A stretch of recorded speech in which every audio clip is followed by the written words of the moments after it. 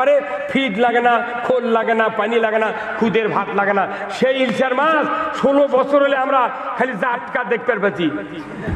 কি আর ফত্তালি বাজারত গেলে কয় হুজুর 2200 টাকা কেজি নিবেন আর 600 টাকা কেজি, তুই মুদি খিলেলু। আমি মনের দুঃখে 1.5 কেজি ইলশা নেওয়ার জন্য বরিশাল গেছিলাম এই কয়েকদিন আগে।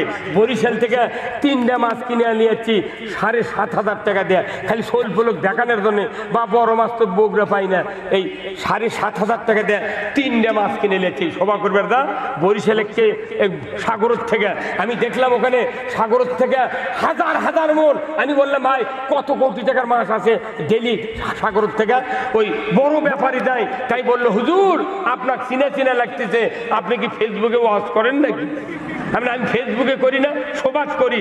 ওই ছবি তুলে ফেসবুকে ছাড়িতে বলছে হুজুর আপনার তো চিনাতেন ভাই, আমাকে একটা সত্য কথা কন্ত, একদিনে কত মাছ এই সাগরের থেকে বাংলাদেশে এই বরিশাল স্পটে চাঁদপুরে এগুলো ঢোকে? বলতেছে এই বরিশালে ঢোকে 100 কোটি টাকার মাছ প্রতিদিন। 100 কোটি টাকার মাছ খালি বরিশালে ঢোকে, তাহলে চাঁদপুরে কতদিন? চাঁদপুরে ইলশা সবচেয়ে দামি ইলশা, সেখানে আরো ঢোকে। তাহলে এই ইলশাগুলো যায় কোনটি করে দেয়? হ্যাঁ, এই ইলশা যেদিন খাওয়া বন্ধ করতে বাংলাদেশের মানুষ, সেই দিনটা ডায়াবেটিস বাড়িছে। এই ইলশা হলো ডায়াবেটিসের ওষুধ। আমাকে খেলেছে জাটকা, তাই 6 মাস হলে ফ্রিজের থেকে সেটা গায়ে গায়ে নিয়ে এসে বেচিচ্ছে।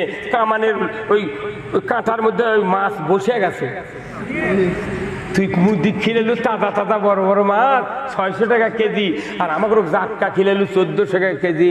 তাহলে ওই বঙ্গোপসাগর কি মুদির বাপে? হ্যাঁ,